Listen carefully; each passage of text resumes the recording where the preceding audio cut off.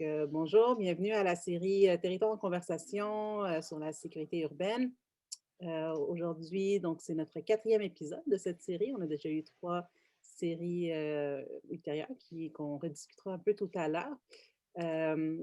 Et on a le plaisir d'accueillir René-André Brisebois, qui est un chercheur praticien pour un centre communautaire auprès des jeunes.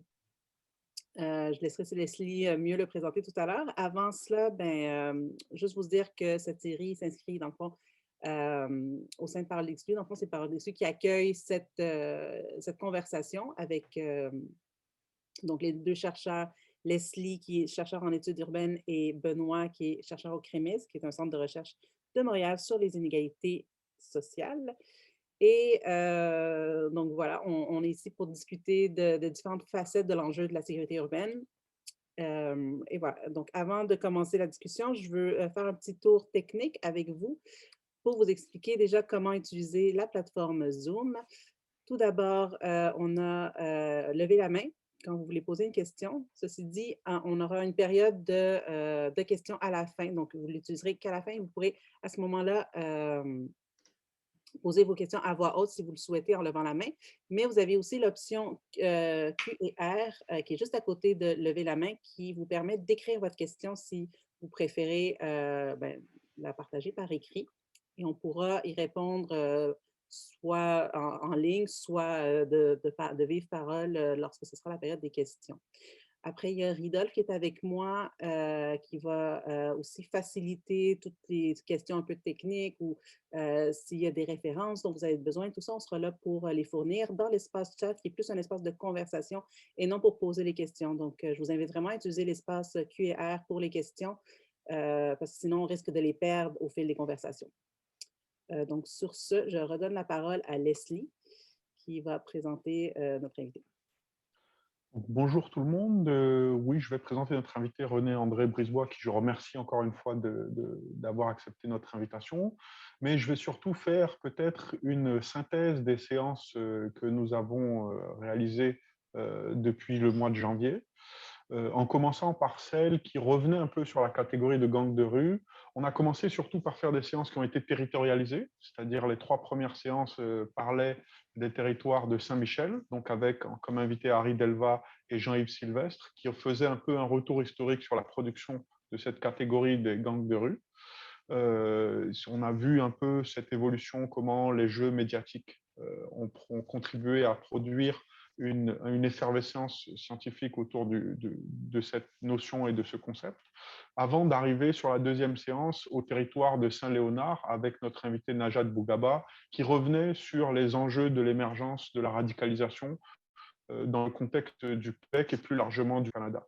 Donc là, on a vu un peu comment à Saint-Léonard, certaines initiatives et certains projets ont circonscrit le phénomène de la radicalisation sur un territoire, mais on a fait aussi un crochet avec cette circonscription spatiale au collège de Maisonneuve, par exemple.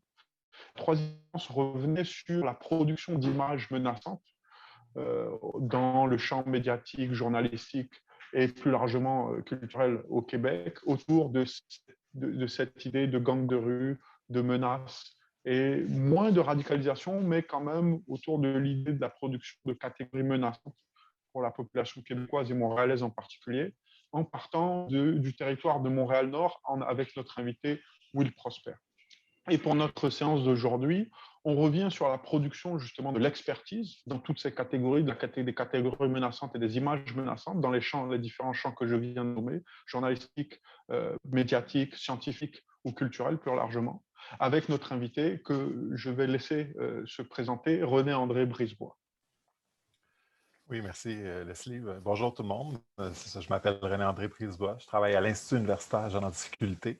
Puis précisément, dans le fond, je travaille à développer des programmes d'intervention auprès des jeunes, là, surtout en centre jeunesse essentiellement. Donc, je travaille avec des intervenants, des chercheurs. C'est en gros, là, c'est sur quoi je travaille. Je suis aussi chargé de cours à l'Université de Montréal sur une charge de cours qui s'appelle Phénomène des gangs. Donc, c'est quelque chose sur lequel je travaille déjà depuis 2003.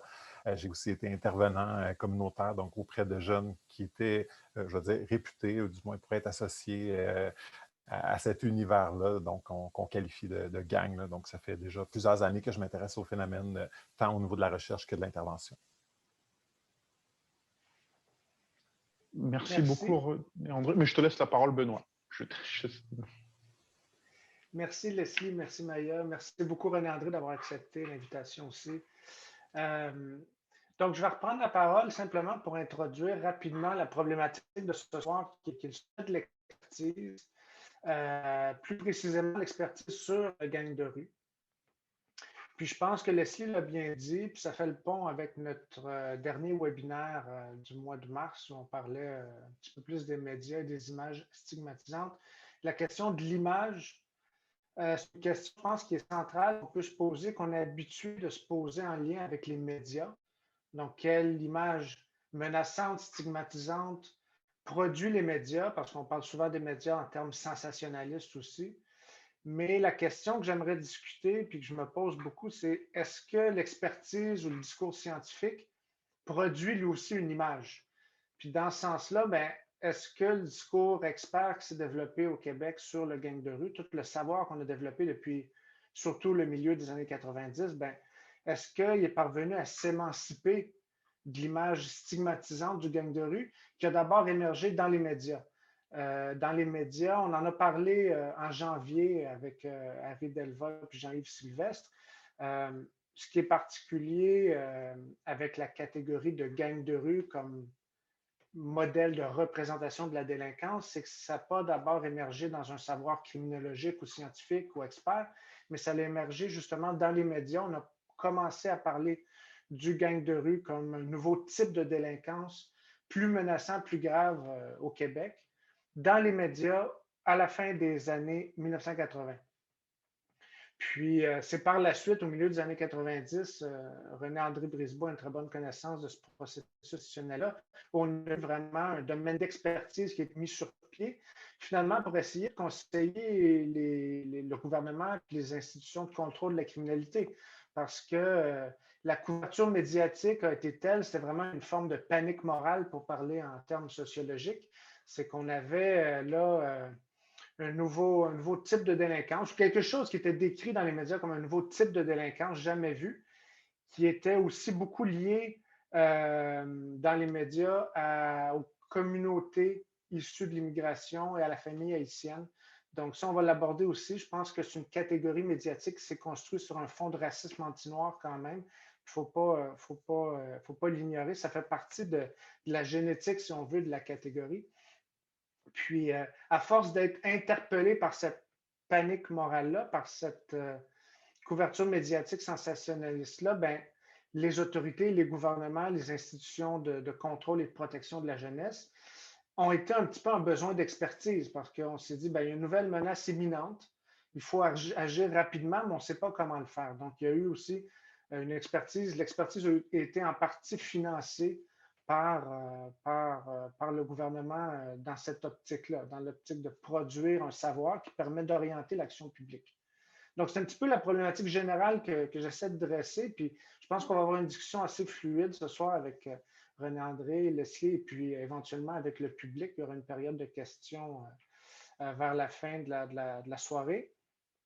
Mais donc, la question générale que j'aimerais poser, c'est justement de se demander si l'expertise qu'on a mise sur pied dans les années 90, puis qui existe encore aujourd'hui, encore des travaux qui se font sur le gang de rue au Québec et ailleurs, ben, cette expertise-là, ça a été quoi son rôle au niveau de la consolidation, de la légitimation de la catégorie de gang de rue? Parce qu'on sait, il y a toujours le problème du flou définitionnel de la catégorie aussi qu'on voyait dans les médias. Dans les médias, je ne l'aborderai pas en détail là parce que ce n'est pas une conférence d'une heure que je fais, mais dans les médias, on voyait déjà dans les années 80 qu'on ne savait pas trop c'était quoi le gang de rue. Est-ce que c'est un type de délinquance particulier? Il n'y a pas de définition claire. Puis encore, dans la communauté des experts et des scientifiques, il n'y a pas de définition très claire du phénomène. Puis disons que ça vient un peu caractériser le parcours de la catégorie, ce flou définitionnel. Donc, est-ce que l'expertise a permis d'avoir une image plus juste du phénomène? Est-ce qu'elle est arrivée à s'émanciper un peu de tout le bagage stigmatisant de la catégorie. Je vais m'arrêter ici parce que je pourrais continuer longtemps, puis je vais peut-être laisser réagir René André. J'imagine qu'il y a des choses à dire sur ma présentation. Certainement. Puis voilà, je lance la discussion. Ben écoute, je pense que tu as nommé les bases, là, c'est-à-dire que quand on parle justement du fameux phénomène de gang de rue, quiconque s'intéresse à ce phénomène-là d'un point de vue de la recherche se bute à cette limite-là impressionnante là, des enjeux définitionnels. Là. Tu sais, juste de dire, c'est quoi un gang? Premièrement, c'est quoi un gang de rue? C'est quoi un membre de gang? C'est quoi une activité de gang? Un délit de gang? Donc, je veux dire, les auteurs font des débats là, dans la littérature à maintes et maintes reprises, justement parce qu'il n'y a pas de consensus, il n'y a pas d'entente, donc tu l'as très bien dit. C'est vrai qu'au Québec, toute l'expertise qui s'est développée ou la recherche, surtout dans les milieux des années 90, c'était vraiment des travaux là, au tout début où on tentait de comprendre qu'est-ce qui se passe exactement. Puis ça a été beaucoup à travers même des recensions d'écrits, essentiellement sur ce qui s'est publié aux États-Unis. Donc, c'est sûr que l'influence anglo-saxonne, américaine, est venue un peu façonner l'image des gangs là, au tout début. Après ça, il y a eu des premières études pour aller parler ou interroger, là, pas interroger, c'est pas le bon terme, mais pour aller faire des entrevues auprès de jeunes qui ont vécu cet univers-là, qui s'en sont sortis, qui ont fréquenté, qui ont côtoyé. Donc ça aussi, là, c'est venu quand même documenter une certaine réalité que oui, certains jeunes vivaient. Je dirais un des problèmes ou des conséquences de ça, c'est comme si on a considéré que c'était un phénomène qui était tellement grand, qui avait tellement une grosse importance qu'on a commencé à vouloir en trouver, en repérer. Et là, c'est là qu'il y a eu malheureusement tout un effet de stigmatisation assez important parce que là, on le sait, quand on a des personnes associées à ce milieu-là, par exemple criminels, ben, c'est sûr qu'il y a des risques je vais dire, de criminalité, de violence. Il y a des enjeux quand même qui sont bien documentés, mais le problème, c'est que si on prend une réalité qui touche une infime minorité de personnes et qu'on la généralise à l'ensemble d'une communauté, malheureusement, ça fait en sorte que justement, certaines communautés ont pu être stigmatisées par le passé. Je pense que c'est clair, Montréal-Nord a souvent et malheureusement été nommé, identifié, puis stigmatisé par rapport à ça, ce qui est très néfaste. Donc, ça, c'est les enjeux, je dirais, ou les effets pervers de ces connaissances-là. Puis, moi, souvent, j'amène la réflexion suivante, c'est que pour moi, ceux qui ont contribué à déformer, je dirais, l'image des gangs, ben, c'est sûr que tout le traitement qu'on peut faire au niveau de la justice, au niveau, à la base, dès qu'on fait des interpellations, puis que c'est donc, sur des mauvaises personnes, par exemple, là, on n'a pas ciblé les bons individus, puis ça vient quand même stigmatiser dans un premier temps. Donc, on risque de suridentifier des supposés membres de gang alors que c'est juste des jeunes qui n'ont aucunement rapport avec ça. Donc, ça, c'est un des effets pervers, des fois, je vais dire, de notre appareil de justice en général. Il y a aussi l'autre côté qui est les médias, comme tu l'as nommé. Les médias ont beaucoup contribué. Moi, je me rappelle quand il y avait des topos sur les gangs de rue, ben, systématiquement, on voyait des images. C'était toujours des jeunes Haïtiens, des jeunes latinos qui se faisaient arrêter, les menottes, etc. Donc, ces images-là en boucle ont contribué aussi à donner une impression un peu fausse, pas un peu, mais très fausse du phénomène, puis à stigmatiser. Et la recherche, en ciblant aussi certains groupes plutôt que d'autres, donc en s'intéressant, puis plus particulièrement, par exemple, au phénomène de gang ou de groupes délinquants chez certains groupes. Par exemple, si on s'intéresse à des jeunes, comme je disais, des jeunes haïtiens ou des jeunes latinos ou des jeunes maghrébins, bien, on vient quand même stigmatiser, on vient développer de la connaissance sur un groupe, mais pas sur l'ensemble des jeunes qui peuvent vivre les mêmes réalités. On parle de jeunes caucasiens, de jeunes blancs qui vivent des réalités très similaires, mais malheureusement, la recherche s'y est très peu intéressée, les médias aussi. Donc, ça aussi, c'est un effet indésirable, je dirais, indésiré.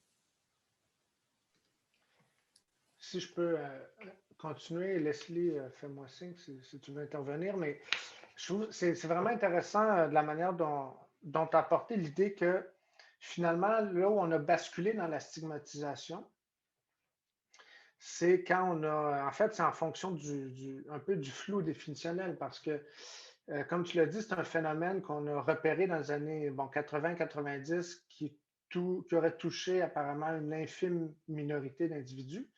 Mais est-ce que justement le flou définitionnel, le fait que personne ne s'entend vraiment sur c'est quoi un gang de rue, n'aurait pas contribué à cet effet stigmatisant-là? Puis si on revient un petit peu, j'ai oublié de le présenter dans ma problématique, ce qui nous intéresse aussi, c'est de dire que dès le départ, la catégorie, tu l'as mentionné, a été associée à certains quartiers, dont les quartiers du nord-est de la ville, Montréal-Nord, entre autres. D'ailleurs, le premier article dans la presse francophone que j'ai trouvé qui faisait mention du problème du gang de rue était dirigé, en fait, parlait de Montréal-Nord, où on parlait d'un groupe de 150 jeunes adolescents qui terrorisaient le quartier. Puis, je pense que si on revient un petit peu au rôle de l'expertise, mais je me demande si les outils qui ont été mis en place par une certaine expertise, entre autres, n'auraient pas contribué à cet effet stigmatisant-là, ou ce ne serait pas assis sur le flou définitionnel pour étendre puis reproduire la catégorie. Puis je vais parler plus précisément d'outils de mesure des risques de violence et de récidive, tu sais, qui permettaient justement, qui visaient à essayer de cibler quels jeunes sont plus à risque d'être membres de gangs de rue. Puis des outils aussi développés par certains chercheurs comme Jean-Pierre Gué, qui est son outil de mesure. J'ai le MAC exposant G. C'est la mesure d'adhésion à la culture du gang. Donc, l'expertise a développé des outils qui paraissent très scientifiques, avec quantitatifs, avec on termine, lorsqu'on a appliqué cet outil-là de mesure de l'adhésion à la culture du gang avec une cote qui nous permet de définir si le jeune a beaucoup de chances ou non d'adhérer à la culture du gang. Mais il me semble que tout ce vocabulaire-là de culture fait en sorte qu'on s'enfonce un petit peu dans le flou de ce que c'est que le gang, puis peut-être qu'on aurait favorisé la production d'une catégorie stigmatisante comme ça aussi. Si je peux me permettre de répondre, réagir, si on y va en ordre chronologique, parce que les travaux que tu nommes, c'est vraiment des travaux qui ont été faits là, dans les années autour de 2014. Là, donc, on est dans les dernières années. Il y a eu toute une série de développements avant ça. Et je dirais que c'est surtout ces travaux-là qui ont peut-être, dans une certaine mesure, contribué, des fois, là, par le flou artistique autour de la définition, là, à stigmatiser ou à mal circonscrire, je dirais. Au départ, quand on s'est intéressé, surtout au Québec, au phénomène des gangs, c'était à travers, justement, je le disais, là, de mieux comprendre la réalité. Au début, d'un point de vue très intervention, c'était de dire qu'est-ce que ces jeunes-là vivent, par quoi ils passent. Puis, tu sais, il y a des gens, il y a des chercheurs, des étudiants aussi qui s'intéressaient, OK, y a-tu des rites d'initiation? Puis on rentre dans le folklore un peu, là, puis dans tout cet imaginaire-là. Donc, il y a des gens qui se sont intéressés à ces volets-là.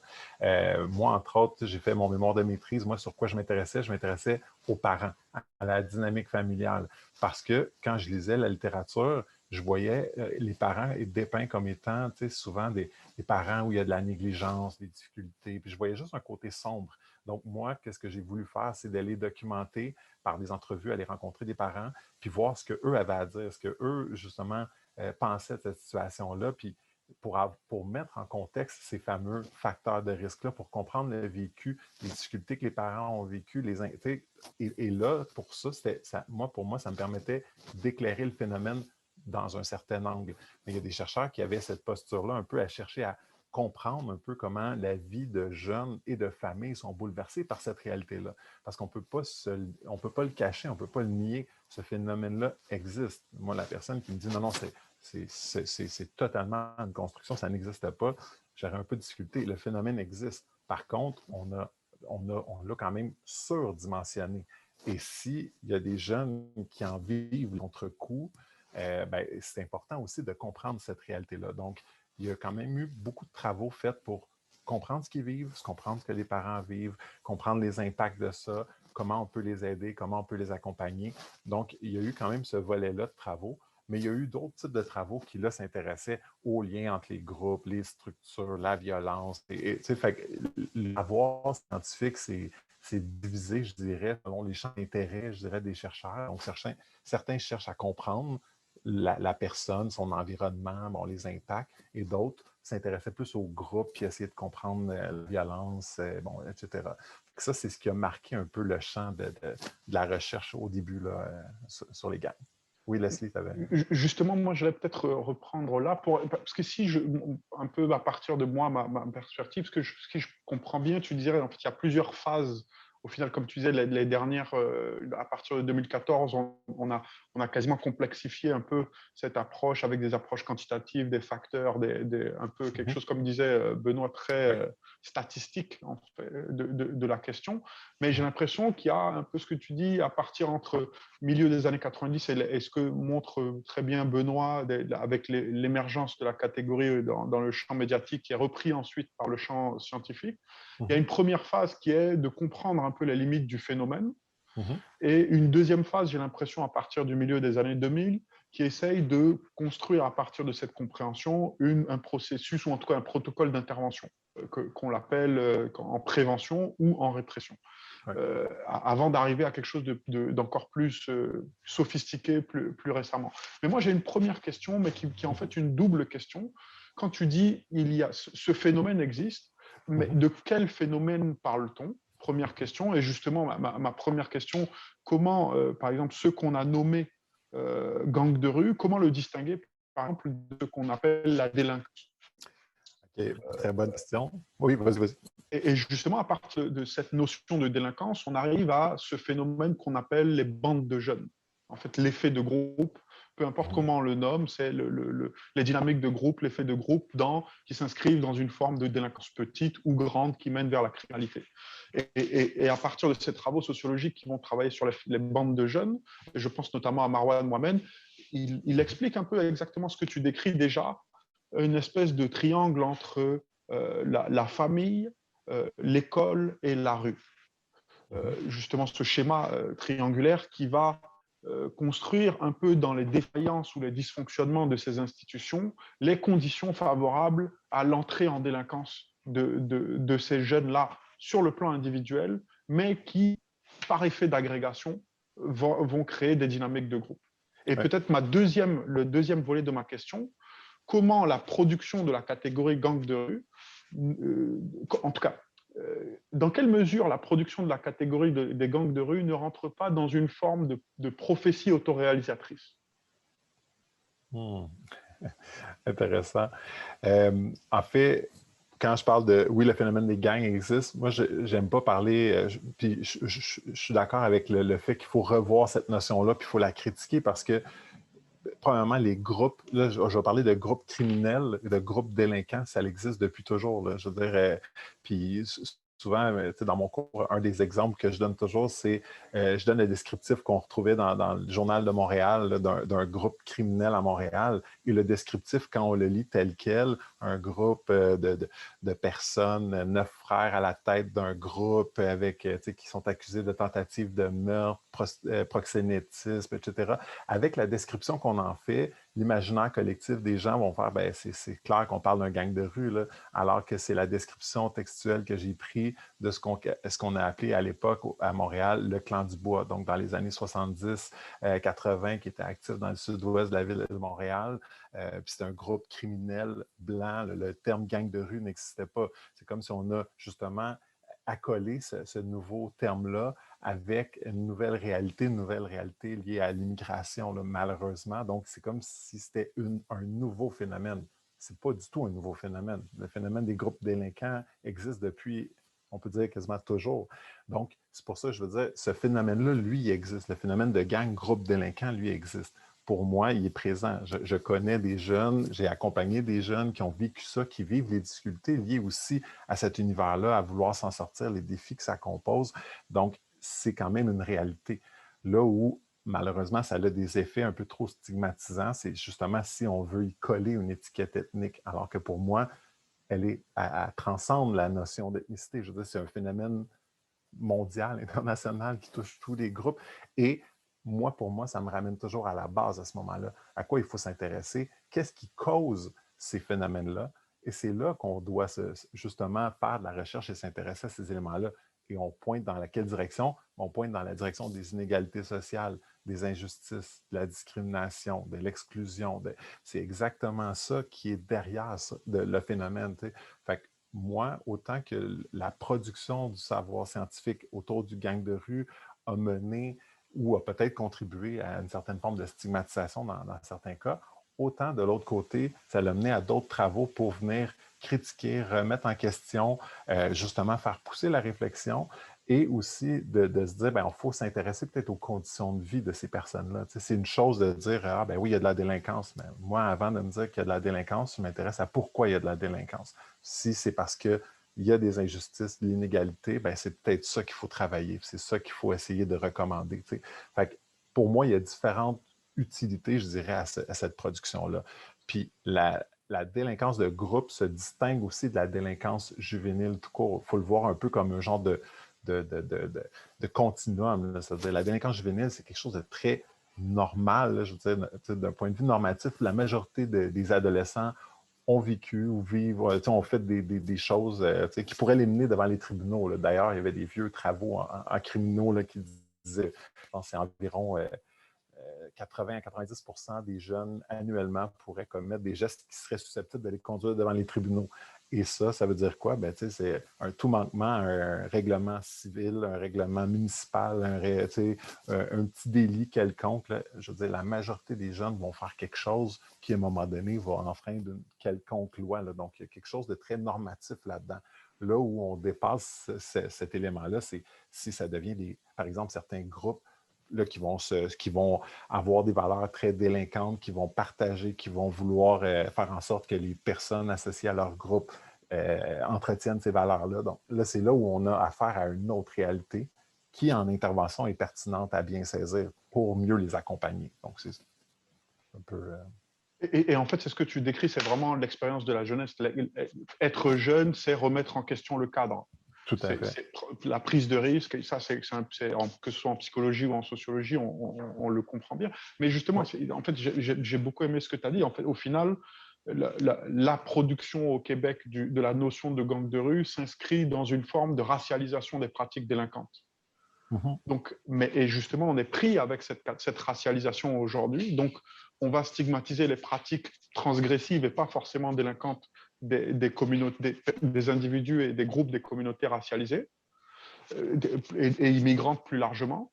Mais comment, et c'est là autoréalisatrice, comment cette catégorie qui a émergé a contribué à cette... Enfin, en tout cas, pas comment, mais en stigmatisant et en racialisant ces pratiques, comment la recherche elle-même, c'est pas, en tout cas, est-ce que la recherche ne s'est pas mise elle-même et la recherche et l'intervention ne s'est pas mise elle-même dans une forme d'impasse au final? En fait, si je peux me permettre, quand on s'intéresse d'un point de vue de l'intervention, au tout début, on s'est bien rendu compte, là, je veux dire, la notion de gang de rue et tout le flou et justement le fait que c'est souvent une notion qui est racialisée, malheureusement. Rapidement, on s'en est dégagé de cette logique-là pour dire, quand on parle de gang, on fait référence à tout groupe délinquant. Et d'ailleurs, dans les dernières années, c'est un terme qui est vraiment pas ou peu utilisé. Il y a eu un changement aussi au niveau du vocable. Là, on va parler de peu importe de groupe ou d'un réseau, des fois, s'il y a quelque chose, des fois, de peut-être plus structuré avec des liens ou peu importe, mais la notion de gang de rue est délaissée justement à cause de ces effets-là. Mais même mieux comprendre pour mieux intervenir, je ne suis pas prête à dire que ça a nécessairement été une prophétie voyons. Une prophétie. J'ai plus l'impression que ça l'a permis de mieux comprendre la dynamique que certains jeunes vivaient, puis on a tenté justement de déracialiser, ça se dit pas là, mais d'enlever la connotation raciale au phénomène de groupe, justement comme tu le disais, en disant que le phénomène de groupe, le phénomène grégaire, c'est quelque chose de normal, mais quand c'est poussé à un extrême d'un point de vue de délinquance, ça l'amène des enjeux cliniques d'intervention qui sont différents qu'un jeune qui va vivre des expériences délinquantes tout simplement dans un contexte beaucoup plus normatif. Là. Fait que c'est un peu ça là, qui a aidé à adapter les interventions, je dirais. J'ai d'autres questions, mais je laisse la parole à Benoît. Merci. Merci beaucoup. Avant d'aborder la question intéressante là, qui souligne qu'on utiliserait peut-être moins la catégorie aujourd'hui, puis c'est vrai, on le voit moins dans les institutions, du moins, il y avait une politique d'intervention du gouvernement québécois sur des gangs de rue qui a pris fin, puis on ne l'a pas renouvelé, etc. Donc, depuis 2014-2015, on le voit moins. Mais moi, en tant que bon constructiviste, je veux revenir à l'idée que le gang de rue existe ou n'existe pas.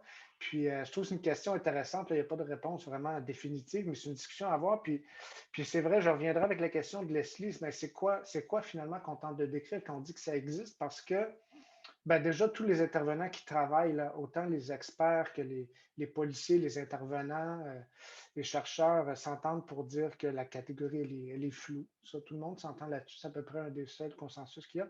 Puis le problème, c'est que chez les jeunes qui sont étiquetés ou ciblés, puis là, je parle ici de jeunes en institution, au centre jeunesse, des jeunes contrevenants, par exemple, une réalité que tu connais bien, René André.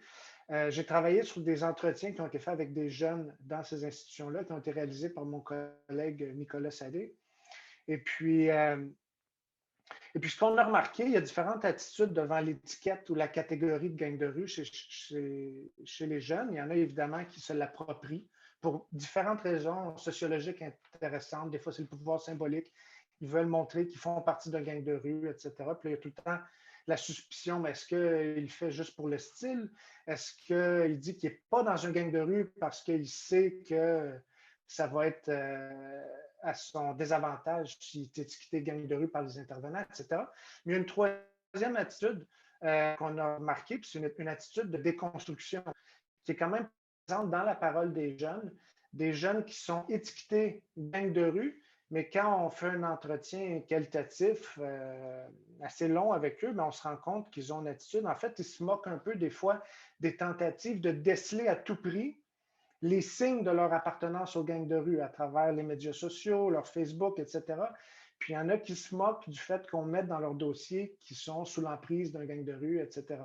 Puis, pour avoir donné des conférences sur le sujet chez des gens du milieu de la pratique, des fois, ce que ça fait naître, cet enjeu-là de déconstruction qu'on retrouve chez les jeunes, c'est de se demander est-ce que son témoignage est authentique? Est-ce qu'il rit de la catégorie pour s'en cacher, justement, parce qu'il veut le dissimuler? Puis, je trouve que ça aborde tout un enjeu de l'importance de la parole des jeunes et plus largement de la parole citoyenne dans l'expertise. Mais qu'est-ce qu'on fait de la parole des jeunes? Pourquoi est-ce que quand tous les acteurs disent que c'est une catégorie ambiguë, floue, on les croit, experts, policiers, mais quand c'est les jeunes qui le disent, on se demande est-ce que c'est vrai ou est-ce que c'est intéressant ce qu'ils disent. Puis je pense que du point de vue de la recherche, en tant que sociologue, moi je pense qu'il y a quelque chose à aller fouiller ici parce que je reviens à la question de la réalité que ça tente de décrire, mais ce qu'on remarque, c'est qu'il y a beaucoup de jeunes qui subissent un petit peu l'étiquette parce que ça a un effet assez quand même négatif sur le suivi. Tu pourrais en parler un petit peu plus en détail, mais il y a un suivi plus serré qui va se faire chez les jeunes qui sont étiquetés gang de rue dans les institutions de contrôle de la jeunesse. Puis, c'est que ces jeunes-là, souvent, justement, ils remettent en question la catégorie en disant, c'est pas tout à fait la réalité qu'on vit, c'est plus complexe. Oui. C'est intéressant parce qu'il y aurait tellement de nuances à apporter à ça parce que, là, je vais y aller d'un point de vue très criminologique, là, mais si tu vas en prison, mettons, là, puis là, je parle, mettons, adulte, là, puis tu poses la question, il y en a une méchante gang qui pourrait dire, moi, j'ai rien fait là, pour être ici. Là. Fait que, tout simplement, il y a une réalité qui est celle-là. Ça ne veut pas dire que peut-être qu'ils sont innocents, peut-être que, mais on s'entend qu'il y a toutes sortes de motivations qui fait que quelqu'un pourrait nier, quelqu'un pourrait minimiser, quelqu'un pourrait vouloir justement s'approprier, comme tu dis, l'étiquette gang, pour toutes sortes de raisons. Fait que ça, c'est une posture, je dirais, qui a changé au cours des années. C'est que, puis rapidement, on a compris, ça sert à rien de faire comme on appelait la chasse des sorcières, d'essayer de trouver, bon, il est-tu gang ou quoi. Mais c'est beaucoup plus dans une optique de, justement, de faire avec et de laisser, c'est à travers les jeunes, c'est eux qui ont l'expertise, c'est eux qui connaissent la réalité. Nous, à la limite, on part de ce qu'eux nous disent. Mais s'ils veulent bien nous parler de leur expérience puis de ce qu'ils ont vécu, c'est avec ça qu'on doit travailler et les accompagner.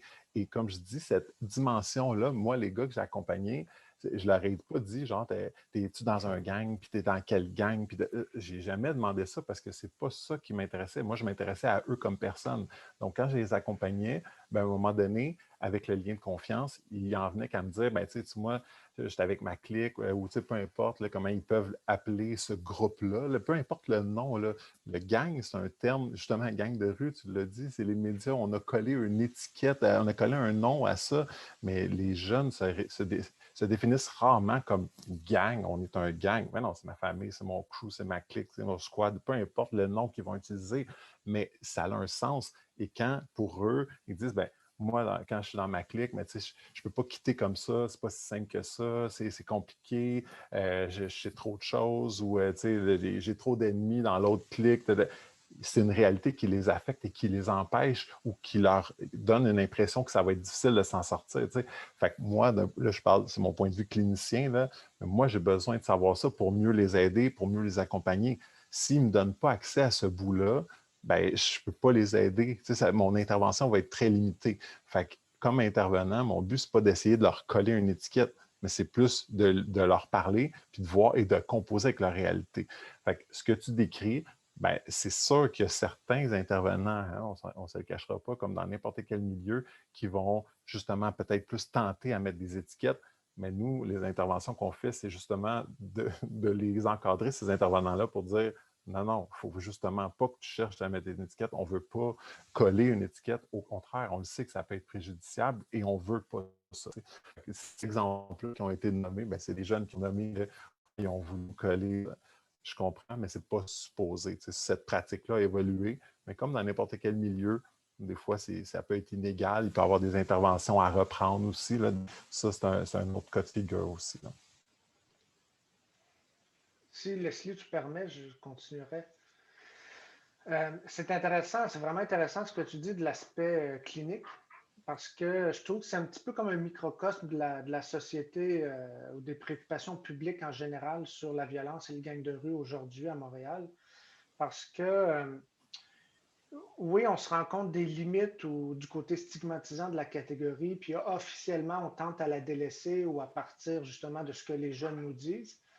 Mais de l'autre côté, même si les institutions trouvent que c'est une patate chaude et puis qu'on la délaisse, dans l'imaginaire collectif, ça reste, ça a laissé des marques. Tu sais, ça fait 30 ans qu'on parle dans les médias, puis qu'on fait des recherches sur le gang de rue. Ça l'a quand même marqué.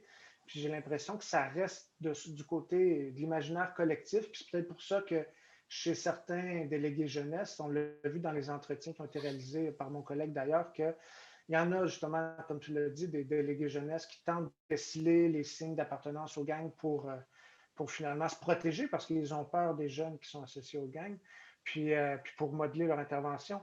Puis au niveau un petit peu plus macro des préoccupations publiques sur le gang de rue, ben, on a vu récemment la même chose quand même. Quand il y a des incidents violents dans certains quartiers, particulièrement dans le nord-est de la ville, on a tendance très rapidement à dire que c'est un problème de gang de rue. Et puis là, il y a des journalistes, des figures publiques, des criminologues qui interviennent pour dire c'est une bonne occasion de ramener les escouades anti-gang, alors que quand il y a des événements violents dans d'autres quartiers, on a moins cette tendance-là. Donc, tu sais, je pense que même si les institutions ont tenté d'un côté de délaisser la catégorie, elle structure encore notre imaginaire de la délinquance et c'est encore un imaginaire racialisé de la délinquance qui demeure. Puis la question qu'il faut poser, c'est est-ce qu'il faudrait mettre autant d'énergie qu'on a mis à construire la catégorie pour finalement la déconstruire ou montrer au grand jour ses limites puis ses faiblesses en quelque part? Et peut-être pour poursuivre, au final, c'est comme un vieux réflexe qui est lié un peu à ce que disait à la genèse de la catégorie. Et c'est pour ça que je parlais de peut-être prophétie autoréalisatrice, parce que c'est comme si c'est des effets indésirables liés justement à cette genèse, à la façon de travailler de la recherche au sens large de l'ensemble des chercheurs et qui ont contribué à construire cette catégorie, et de l'autre côté aussi, l'interdépendance avec le milieu de l'intervention qui a un peu, comment dire, ancré, même si, comme tu dis, c'est ce que tu disais, René André, on est revenu de ça, mais ça a laissé des traces. Et c'est ça aussi qui produit ce que décrit Benoît, c'est ce vieux réflexe, dès qu'il va y avoir des phénomènes cycliques de violence qui vont réapparaître, d'avoir tendance à retourner, finalement de tomber dans la facilité. Et en même temps, c'est un peu comment on fait à partir de là. Peut-être c'est ça, pour pousser un peu. C'est intéressant parce que, puis moi, je suis le premier à critiquer cette notion-là. Autant je travaille avec, quand je la critique. Donc, moi, je n'ai pas de problème à changer de vocable.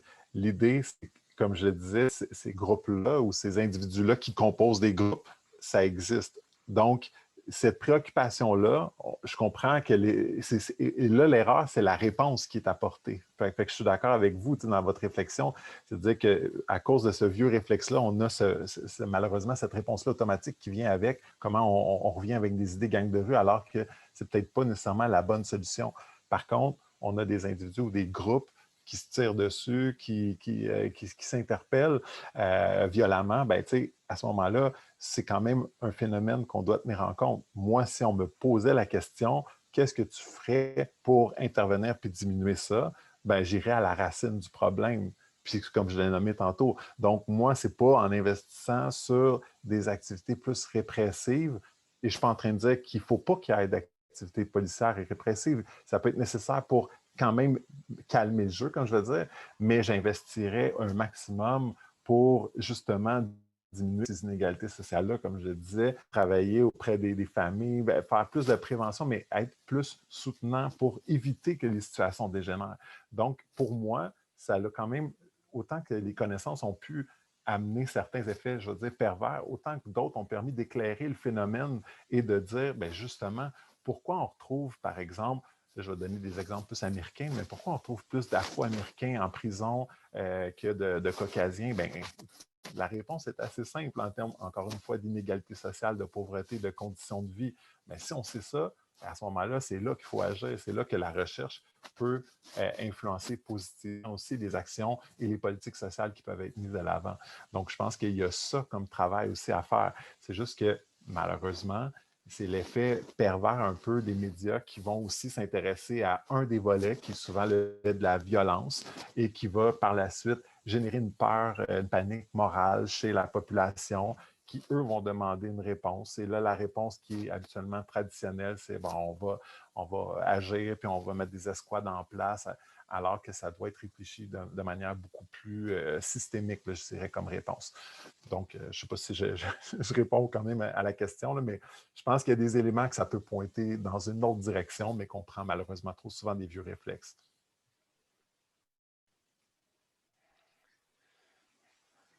Je te laisse y aller, Benoît. Oui, je vais y aller. Tu vas intervenir aussi après. C'est vraiment intéressant l'exemple que tu as donné en te collant sur le cas américain, là, parce qu'il est vraiment très parlant là, de la surreprésentation des communautés racisées, des Noirs dans le système pénal. Puis, oui, les inégalités sociales, mais je pense que la sociologie, justement, puis la criminologie critique a bien montré que ces biais-là dans le système carcéral, ils se développent à cause d'une criminalisation de certaines pratiques ou de certaines communautés à partir de catégories, justement. C'est qu'il y a des catégories qui permettent d'orienter l'action pénale, policière, le contrôle, de surcontrôler. C'est des problématiques, je sais que vous connaissez tous bien, mais c'est des catégories qui permettent d'orienter notre regard sur certaines communautés et de surpénaliser ces communautés-là. Donc, de ce point de vue-là, je pense que ce n'est pas juste les inégalités sociales, mais c'est aussi les catégories comme la catégorie de gang de rue qui permet vraiment de matérialiser ce biais-là du système judiciaire et de notre société. Mm-hmm. Tout à fait. Je ne peux pas être en désaccord contre ça. Au contraire, je sais que ça a contribué à ça.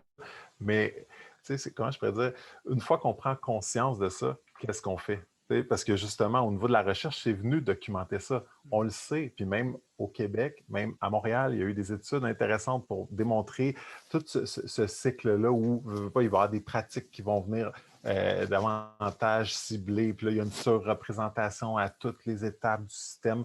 Fait que quand on sait ça, bien, maintenant, c'est qu'est-ce qu'on fait? Qu'est-ce qu'on peut mettre en place pour corriger ces pratiques-là, pour apporter des modifications? Donc, la recherche peut aussi informer. Autant qu'on peut dire, ah, ben ça a créé ça, puis je suis d'accord. Maintenant, qu'est-ce qu'on peut faire? Parce qu'on le sait maintenant. Fait que il y a une question aussi de connaissance qui te permet d'ajuster et d'adapter tes pratiques, puis de réagir plus efficacement. Et de sensibiliser sur toutes sortes de problématiques. Là. Mais Leslie, ton micro il est fermé. Ah, désolé, je Leslie n'arrivais parlait. pas à Mais Vas-y, en fait, j'allais peut-être justement parce que j'ai l'impression, c'est un peu, on revient à ce que je disais peut-être au début. Au final, c'est ce que tu dis, c'est-à-dire qu'on est conscient des biais de la catégorie, Ouais. on est conscient de l'inopérabilité, je ne sais pas si que cette catégorie est inopérante au final sur le terrain, mais on est pris avec et on doit faire avec ce levier médiatique qui va appuyer sur la case sensationnalisme dès qu'il va y avoir quelque chose. Et en même temps, en fait, en disant, je comprends l'idée que ce que tu dis, René André, que la recherche peut contribuer à justement revenir sur ses propres erreurs et aller amener de nouvelles perspectives en fait qui vont être plus opérationnelles, plus mobilisables sur le terrain, avec un lien plus proche avec le terrain. En même temps, je serais quand même très pessimiste, et on en a parlé un peu dans la préparation de la rencontre d'aujourd'hui, parce que quand on voit qu'un autre phénomène comme la radicalisation apparaît à un moment donné, on retombe dans les mêmes travers. On va retomber dans les mêmes travers, que ce soit au niveau de la recherche ou que ce soit au niveau de l'intervention. Et là, peut-être que j'aimerais t'entendre sur ce point-là, entre ce passage d'une catégorie à une autre et le travail de recherche et d'intervention. Mais, quand on parle de radicalisation, entre autres, on le sait que ça aussi, ça a été très ethnicisé, très racialisé comme notion. Donc, moi, je pense que justement, c'est cette critique-là, ou du moins quand on fait de la recherche pour soulever ces préoccupations-là, on vient aussi soulever des enjeux qui sous-tendent ces concepts-là. Là. Donc, quand on parle de radicalisation, pourquoi on l'a accolé à une réalité maghrébine? Pourquoi quand on parle de gang de rue, on l'a accolé essentiellement à une réalité je veux dire, afro-antillaise, haïtienne? Donc ça, c'est des problèmes. Pour moi, ça, c'est problématique. Maintenant, comment on peut s'intéresser? Il y a quand même, comme je dis, il y a un phénomène, il y a une réalité qui est présente, mais moi, je la sors toujours de son contexte, je veux dire, qui a été accolé, là, ethnicisé. J'essaie de voir le phénomène. Même si on prend la radicalisation, c'est justement un processus, il y a un phénomène, il y a quelque chose à comprendre. Pourquoi on peut se radicaliser dans ses pensées, en venir qu'agir d'une certaine façon. Donc, c'est intéressant de comprendre le phénomène. Maintenant, avec tous les enjeux que ça comporte, le terme, qu'est-ce qu'on doit faire? Est-ce qu'on doit cesser de s'intéresser au phénomène ou changer de vocable? Ou, il y a quand même cet enjeu-là. Donc, on est toujours dans une balance, je dirais, entre le fait de reconnaître les limites d'une notion, mais en même temps, de l'autre côté, s'y intéresser parce que ça parle de la réalité que certaines personnes vivent, puis on ne peut pas nier cette réalité-là.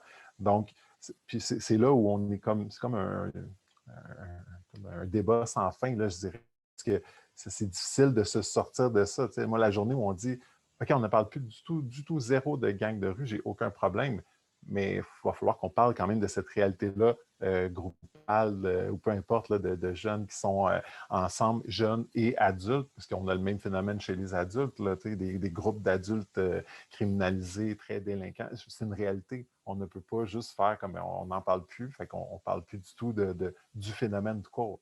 On doit continuer à parler du phénomène, s'y intéresser, mais on peut peut-être tenter d'enlever cette étiquette-là ou le stigma qui est associé. Mais peut-être rapidement, avant de passer la parole à Benoît, est-ce que alors, ça serait pas, parce que j'entends aussi ce que tu dis dans justement pas définancer la répression, mais surtout financer le soutien, l'accompagnement ou en tout cas la solidarité. Et Oui. est-ce que c'est pas ce que dit finalement Defund the Police peut-être quelque part, en définançant la police comme institution pour refinancer le social? Bien, tu sais, je trouve que c'est quelque chose quand même à réfléchir. Maintenant, il faut voir, je sais qu'il y a toutes sortes de discussions à savoir, on devrait définancer à tant de pourcents, peu importe. Je ne suis pas prête à me lancer dans une réponse là-dessus, mais tout ce que je peux te dire, c'est que je me souviens d'un chercheur là, qui avait nommé, là, il parlait de la police de Toronto, entre autres, là, mais lui, il disait juste si on pouvait avoir 1% du budget total de la police, du financement de la police de Toronto et de l'investir dans des organismes, mettons, pour faire de la prévention, puis des pratiques quand même efficaces. Là, donc, on aurait un effet incroyable parce que ça donnerait lieu à beaucoup de pratiques et beaucoup de pratiques qui viendraient en aide aux jeunes. Puis Fait qu'il y a quand même cette logique-là auquel il faut réfléchir, c'est-à-dire, comme je dis, je ne suis pas prêt à dire qu'il faut définancer, ça c'est un autre débat, un autre enjeu, mais il faut surfinancer et financer davantage les organismes justement qui viennent en aide aux jeunes, aux familles. Ça, c'est là où le bas blesse, à mon sens. C'est là où on a peu ou pas assez investi. Puis même, encore une fois, là, il y a quand même beaucoup d'organismes qui viennent en aide aux jeunes. Moi, je pense aux familles. Il y a comme, il y a des organismes qui viennent en aide aux familles, mais il devrait en avoir encore plus. C'est nécessaire, puis dès le jeune âge. Fait il y a ça qui est manquant, absolument, ça, c'est sûr et certain. Peut-être avant de passer à une période de questions, je ne sais pas si ça va être le moment, j'imagine d'ailleurs, pour essayer de clore là-dessus, c'est cet appel-là de financer davantage des approches communautaires qui sont plus près des gens, qui sont ciblés par les enjeux de sécurité et les étiquettes sécuritaires comme gang de rue. Je trouve ça vraiment fertile. Mais si on regarde l'histoire puis le parcours de la catégorie, on se rend compte que d'où c'est parti, ce n'était pas ça du tout. C'était une préoccupation médiatique, ensuite du gouvernement, des autorités. On n'a pas, au départ, dans les années 80, on n'a pas vraiment été dans le milieu communautaire voir ce qui se passait du point de vue du gang de rue. C'est comme un savoir qui s'est produit d'en haut, si on veut. Puis je pense que ça nous a permis de passer à côté de toute une autre histoire de cette criminalisation-là des communautés noires de Montréal, parce qu'aujourd'hui, quand on parle à certains des acteurs qui ont vécu cette période-là des années 80, je pense à Beauvoir-Jean, par exemple, puis le livre biographique qui a été écrit par un criminologue de l'Université de Montréal, ou même à Harry Delva, qu'on a reçu en janvier. Harry Delva parlait à peu près de la même chose que Beauvoir-Jean parle quand il parle de la fondation des premiers gangs de rue à la fin des années 70 ou début 80. Ben, ils disent qu'on n'avait pas conscience de fonder les premiers gangs de rue, vraiment. On était, en fait, c'est l'histoire du racisme qu'ils racontent. Ils ont été un groupe de jeunes dans les espaces publics qui, à l'école, dans les parcs, on se faisait tabasser par d'autres groupes de jeunes blancs, par la police, et puis on a dû se défendre. Puis je trouve que pendant à peu près 30 ans, on n'a jamais vraiment écouté cette version-là qui était peut-être plus près des acteurs, des communautés. Puis ça a permis, ça a empêché finalement de voir toute cette autre histoire-là de la catégorie qui est, ouais. Bien, écoute, ce que tu nommes, je ne peux pas être plus d'accord que ça. Là. Justement, quand on veut s'intéresser à un phénomène, justement, comme celui-là, moi, je m'intéresse aux causes. Qu'est-ce qui amène ça? Puis quand on regarde dans l'histoire, que ce soit à Montréal, aux États-Unis ou peu importe, ça part, encore une fois, d'enjeux de discrimination, de racisme, d'injustice, d'inégalité sociale. Je martèle toujours les mêmes choses, mais c'est ça la base et l'origine du phénomène. Fait que si on sait que c'est ça les causes, bien, si on veut vraiment un jour travailler concrètement à prévenir, bien, c'est là-dessus qu'il faut travailler. Fait que c'est clairement les bases du phénomène. Puis, je fais le parallèle aussi avec d'autres types de groupes criminels qui ont eu dans leur passé, dans leur historique, dans leur histoire, le même type de trajectoire où ils ont vécu ces mêmes éléments-là, que ce soit pas toujours du racisme, mais c'est de la discrimination, des injustices, des menaces, c'est toujours ce même genre d'enjeu-là qui devient comme le terreau fertile au développement de ces groupes-là.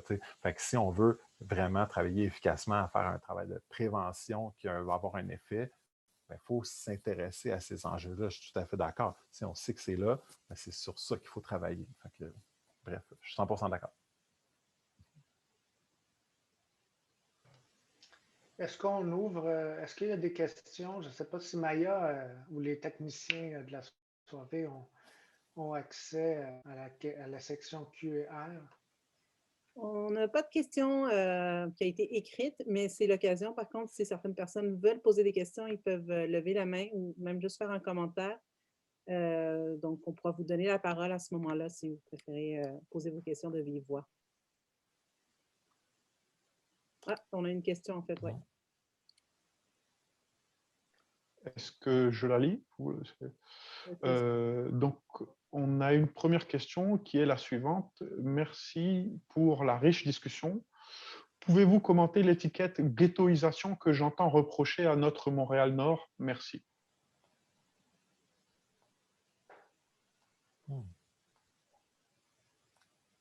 Bonne question. Je ne sais pas si la question s'adresse à moi ou s'adresse à nous tous. Si tu veux peut-être commencer, ou en tout cas, qu'est-ce que tu entends peut-être par ghettoisation?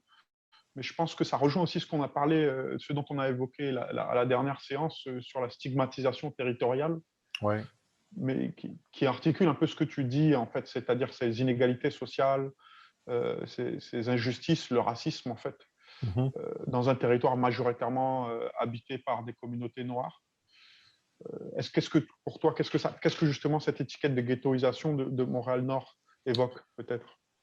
En fait, ouais, c'est ce que justement quand on vient, ben, pour moi, c'est ça, c'est lié beaucoup à la stigmatisation. Tu sais, on vient ajouter la notion de ghetto à l'ensemble je vais dire, de l'arrondissement, de la ville.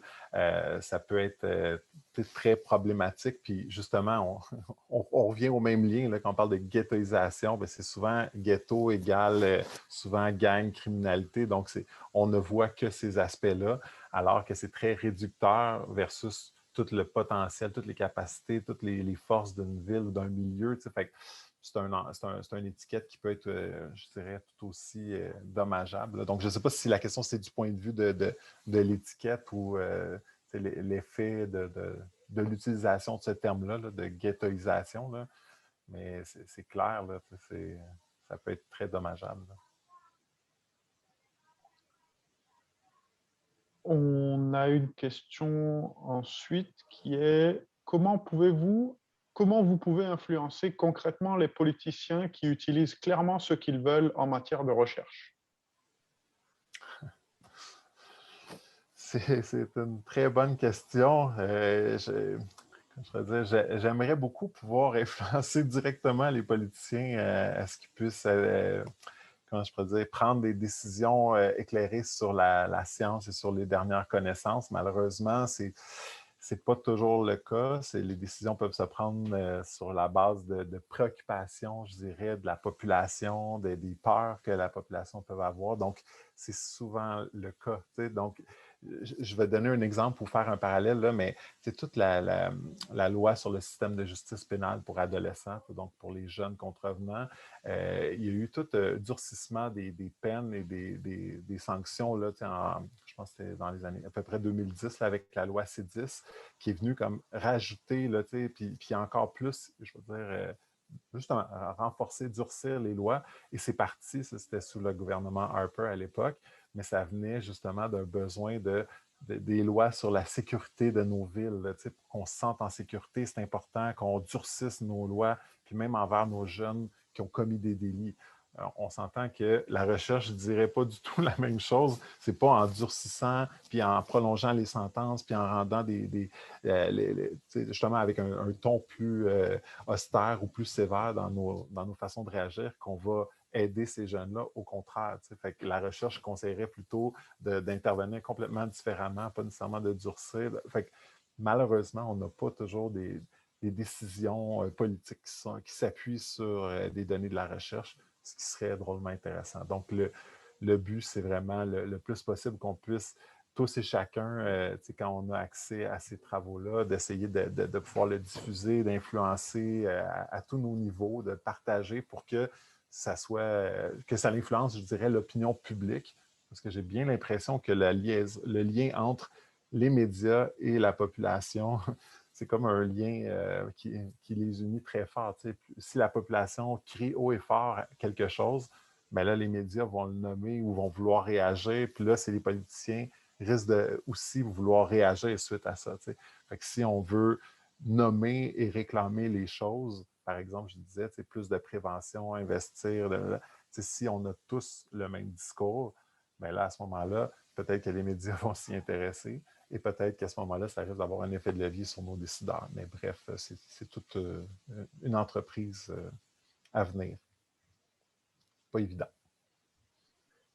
On a une autre question justement de Madame Torres aussi, qui est également comment détourner cette stigmatisation de la radicalisation associée à la racialisation alors que l'on a clairement documenté l'extrême droite en lien avec la radicalisation également. OK, attends, je vois la question là. Attends. Comment détourner la stigmatisation? Je pense que c'est surtout cette idée de la charge raciale liée au concept Oui, de radicalisation que Ève a voulu mettre en oui. avant, mais qui va être aussi associée à l'extrême droite. Mais souvent, quand on va parler d'extrême droite, on ne va pas utiliser radicalisation, on va utiliser extrémisme violent, par exemple. Et Mhm. comment ce jeu terminologique euh, porte en soi cette charge raciale-là, en fait, cette racialisation. Tout à fait. Ben, c'est là où ben, c'est le cœur de notre discussion, en fait. Là, on a ce principe-là. C'est pour ça que je donnais l'exemple. Quand on parle des gangs de rue, on a racialisé, alors que quand c'est pas des groupes de blancs, mais là, on va dire ah, c'est pas un gang de rue, c'est un groupe criminel. Mais non, on parle, ce sont tous, si on veut comparer des pommes avec des pommes, ce sont des groupes criminels, mais on colle une étiquette particulière qui donne justement cette charge raciale-là. Puis, comme tu le dis, là, on retrouve la même chose quand on parle d'extrémisme, justement, là, quand on parle de l'extrême droite versus radicalisation. Donc, c'est cet enjeu-là qui revient. Puis, comment s'y déprendre, comment s'y défaire, c'est une bonne question. Je ne sais pas. C'est une très bonne question. Je vais me permettre aussi un Oui. commentaire qui est intéressant. Quand on regarde la construction scientifique ou l'expertise sur le gang, je pense qu'une des premières recherches qui a été faite, c'est la revue de la littérature qui a été faite par l'IRDS, qui était Oui. le centre d'expertise du centre jeunesse. C'est un des 97. premiers travaux scientifiques francophones faits sur le gang de rue. Puis, il me semble que c'est dans ce document-là qui est assez volumineux, qui est dans 2 phases, plusieurs centaines de pages. Puis, à un moment donné où on montre pas un graphique, mais une image, un continuum, Oui. comme une flèche qui va du groupe de pairs le moins délinquant Oui. jusqu'au groupe de pairs le plus délinquant, le plus dangereux. Puis on a différents types de groupes qui sont définis. C'est basé sur des recherches américaines, entre autres, puis on importe ça ici. Puis je me souviens, ça m'avait marqué, puis c'est en lien avec cette question-là, c'est qu'à un moment donné, dans le continuum, le gang de rue arrive après le groupe d'extrême droite violent. Oui. Donc, on a groupe de pairs inoffensifs, amis, etc. On a un groupe d'extrême droite et ensuite on a le gang de rue qui est plus dangereux. Puis je pense que ça revient à l'idée de base que malheureusement, cette catégorie-là de gang de rue, il y a le préjugé en arrière de ça que la criminalité du jeune noir est plus grave, plus dangereuse, fait plus peur que celle du jeune blanc. Puis, je sais qu'aujourd'hui, on est peut-être ailleurs en termes de recherche, mais ça ne fait pas 100 ans non plus. C'est pas Durkheim, il y a quoi, 20 ans à peine. Donc, C'est je en pense 97. Ouais. 97, exact. Ouais. Donc, oui, ça avance vite, ça fait un petit peu plus que 20 ans, mais je pense que c'est des recherches scientifiques qui s'inscrivent dans le long terme quand même, puis qui, bon, c'est un petit peu la réaction que le commentaire me. Oui, puis si on regarde juste aux États-Unis, depuis quand ils s'intéressent au phénomène des gangs, c'est depuis le début de 1900. Là, fait que, c'est sûr qu'ils ont plus d'1 siècle de recherche là, sur le phénomène, puis ils continuent encore de publier et de s'intéresser. Nous, au Québec, je dirais que ça l'a cessé beaucoup. Là, je dirais à partir de 2014-2015, il y a eu une chute drastique des travaux. Là. Justement, c'est en lien avec la fin des plans de lutte. Ça aussi, ça a un lien très probable, je dirais. On s'y préoccupe moins, on s'intéresse moins. Mais c'est pour ça que je voulais aussi nommer un autre point, là, c'est qu'il faut dire que pendant plusieurs années, c'était quand même calme, je veux dire calme. Il y a eu quand même une certaine accalmie à Montréal, mais pendant ce plan de lutte-là, même si on nommait gang de rue, au final, les actions qui étaient financées, les intervenants puis les organismes communautaires qui interviennent, ils n'intervenaient pas sur le gang de rue. Ils intervenaient auprès de jeunes, ils aidaient des jeunes, ils accompagnaient des jeunes. Donc, mais il y avait de l'argent qui était financé pour aider des jeunes. Comme je dis, des intervenants, ils ne disaient pas on va travailler ces gangs, mais ils aidaient des jeunes. C'est quand même un contexte intéressant parce que ça donnait des ressources à des organismes pour intervenir. Avec la fin de ce plan-là, il y a eu du financement en moins. Et pendant plusieurs années, on ne s'est pas préoccupé non plus d'un phénomène, comme je dis, appelons-le pas gang de rue, mais un phénomène quand même de groupe délinquant. On ne s'y est pas préoccupé. Puis là, oups, on est comme étonné de voir une certaine, le phénomène qui semble revenir, ou du moins des altercations violentes. Fait que, tu sais, il y a ça aussi. Tu sais, fait que c'est toujours de jongler entre cet univers-là de on ne veut pas le nommer, mais on sait qu'il y a une certaine réalité, mais puis, tu sais, on veut y travailler, mais il ne faut pas trop en parler. Tu sais. Fait qu'on est toujours pris aux confins de ces enjeux-là. Si je peux me permettre, pour être intervenant et avoir travaillé justement dans la gestion d'organismes communautaires, c'est aussi une logique à double tranchant, en fait, d'utiliser la notion pour pouvoir avoir des fonds pour faire du social, mettre en place des actions, des activités, des initiatives qui vont se détourner de la question sécuritaire, puisqu'on renforce, en fait, c'est l'idée qu'on a besoin de menaces pour pouvoir faire du social ou du communautaire. Et c'est un peu moi ce qui me pose problème dans l'approche communautaire. C'est-à-dire qu'au final, oui, à court terme, ça permet d'avoir des fonds et du budget. À long terme, justement, comme tu l'as bien dit, c'est-à-dire que quand le plan s'arrête et qu'on passe à autre chose, il faut se renouveler, ou en tout cas les budgets doivent être allés chercher ailleurs. Oui. Ah non, mais je suis tout à fait d'accord. Comme tu dis, là, c'est le couteau à double tranchant. C'est l'effet pervers de ça. Donc, autant que ça peut être bénéfique pour faire l'action, pour faire l'intervention directe, mais autant qu'on vient qu'à justifier ça, tout à fait. Ouais. Et ça nous permet peut-être de passer à la prochaine question, c'est est-ce que vous avez des exemples de quartiers ici ou ailleurs dans le monde dans lesquels des actions ont porté fruit en termes de sécurité urbaine? Dans les appels à projets gouvernementaux, le terme gang de rue ne s'utilise presque plus. On parle plutôt de violences commises et subies par les jeunes. Oui.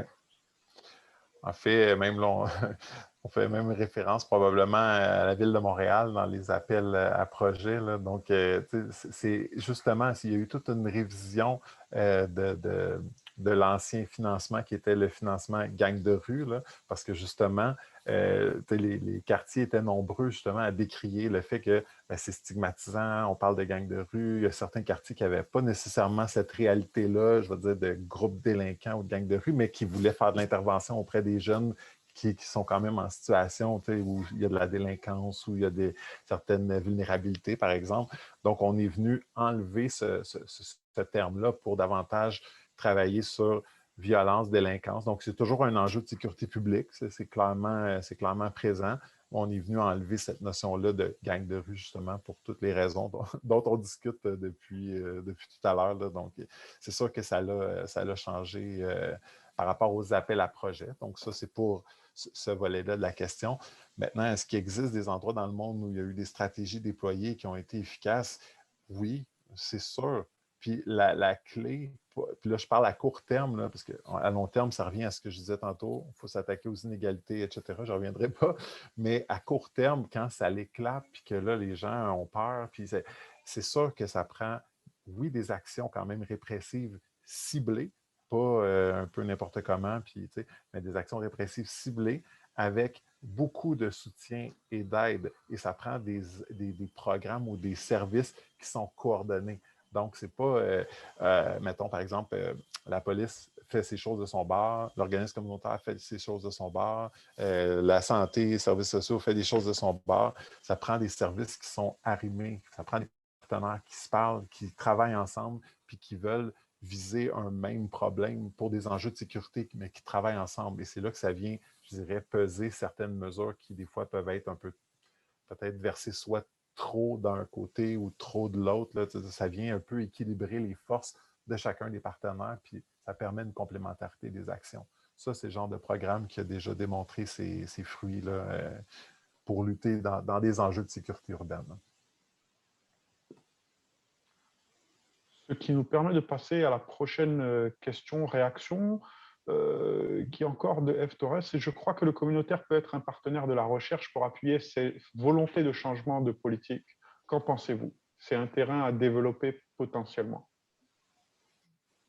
C'est ça, c'est sûr et certain. C'est sûr et certain. Puis, je veux dire, moi, dans certains projets, justement, que je développe, j'ai toujours des partenaires communautaires dans les projets que je développe. Toujours ce réflexe-là de vouloir travailler en complémentarité avec les différents acteurs parce que seul, on peut pas, on a beau travailler fort, mais on n'arrivera pas à nos fins. Il faut travailler en équipe, il faut travailler en concertation, il faut travailler avec différents partenaires, y compris des partenaires communautaires, bien entendu. Là. Donc, pour moi, c'est la force des pratiques les plus intéressantes. C'est des pratiques qui vont travailler en complémentarité. Donc, oui, moi, je suis convaincu à ça. Benoît, j'avance, mais je ne sais pas si tu veux réagir. Non, ça va, avance. Je vois une réaction surtout très intéressante de Maya, surtout qui nomme qu'au Portugal, il y a une décriminalisation de l'usage des drogues, par exemple, une dépénalisation aussi d'un certain niveau. Donc, c'est une pratique qui pourrait être intéressante. C'est des approches alternatives, j'ai l'impression. Ce qui nous permet de passer à la prochaine question. Pouvez-vous m'éclairer sur la délinquance chez les jeunes asiatiques à Montréal?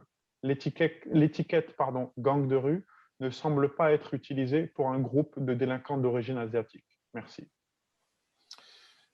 Très bonne question. J'ai le goût de dire, historiquement, c'est vrai que ce n'est pas un groupe qui a été très, je veux dire, très présenté là, quand on parlait de gang de rue. C'était essentiellement, là, quand je parle des grosses étiquettes, c'est ça, c'était, je veux dire, afro-antillaise, on va dire, maghrébine, puis latino, par exemple. C'était essentiellement les grosses étiquettes là, qui ont été ciblées. Puis les jeunes d'origine asiatique, très peu. Donc, ce n'est pas une réalité là, qui est très bien connue. Là. Ça, c'est sûr et certain. Fait que je ne peux pas dire grand-chose de spécifique, mais ça a été très peu documenté. D'ailleurs, moi, c'est ça, je ne m'intéresse pas, comme je le disais, à ce volet-là nécessairement. Là, donc, je n'ai pas cherché non plus à comprendre comment ça se passe plus chez les Haïtiens, comment ça se passe plus chez les Jamaïcains, comment ça se passe plus chez... J'ai jamais eu cet intérêt-là parce que j'ai travaillé avec des jeunes de toutes les origines. Fait que, à ce moment-là, je m'intéressais à la personne, à son cheminement, à sa réalité. Fait que c'est plus dans cette mouvance-là, je dirais. Là. Mais c'est ça. Et je crois que nous n'avons plus de questions pour le moment. Est-ce que quelqu'un veut réagir? Maya? Une personne dans l'assemblée, parmi les gens qui a levé la main, donc je vais lui donner la parole. Je vais la laisser se présenter.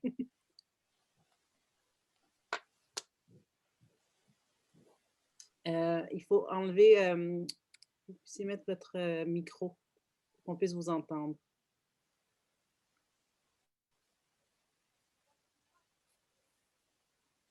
Que vous pouvez mettre votre micro pour qu'on puisse entendre votre question?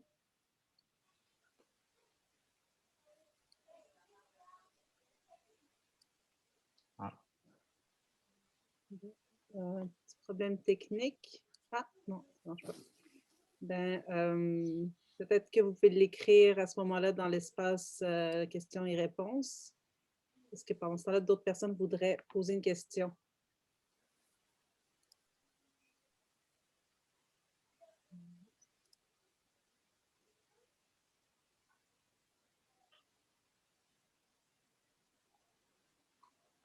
Je pense que non.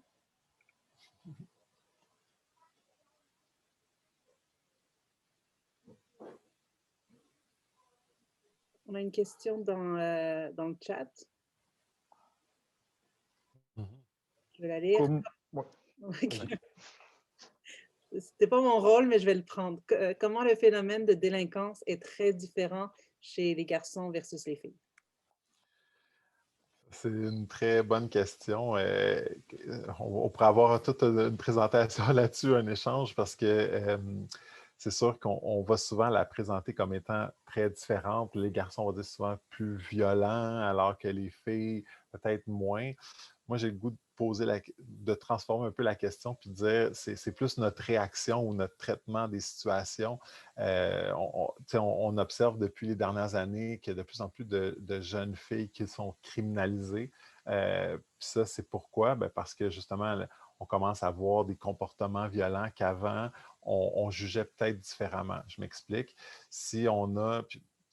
Puis même, encore une fois, on a tendance à avoir des traitements différents si c'est un garçon ou une fille qui fait le même comportement. Puis je donne toujours le même exemple. C'est un jeune à l'école secondaire qui se bat avec un autre gars, un autre jeune, probablement qu'on va appeler la police, puis que là, il va peut-être avoir des conséquences légales à cette altercation-là violente. Si on a deux jeunes filles qui se battent à l'école, ça se peut qu'on appelle la DPJ puis qu'on se dise elle a des troubles de comportement, puis il faut s'en occuper, puis que là, il y a un signalement qui soit fait, puis le traitement judiciaire est complètement différent. Fait que, il y a ça aussi qui fait que dans nos statistiques, il n'y a pas autant, je veux dire, c'est très peu comparable, là, le terme de délinquance chez les garçons, chez les filles, c'est deux choses complètement différentes. Mais je pense qu'il y a aussi un biais dans le traitement qu'on fait des situations et des gestes qui peuvent être posés.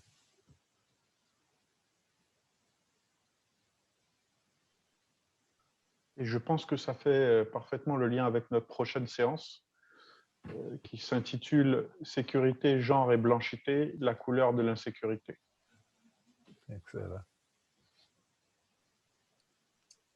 Eh bien, ça clôture pas mal notre séance d'aujourd'hui. On avait jusqu'à 19h15 et il est tout juste 19h15. On a été très bons élèves aujourd'hui. Sur ce, ben, on va vous souhaiter une très bonne soirée. On va vous remercier de votre présence. Je vais remercier donc notre invité René André et nos animateurs. Merci à Ridolphe aussi pour la technique.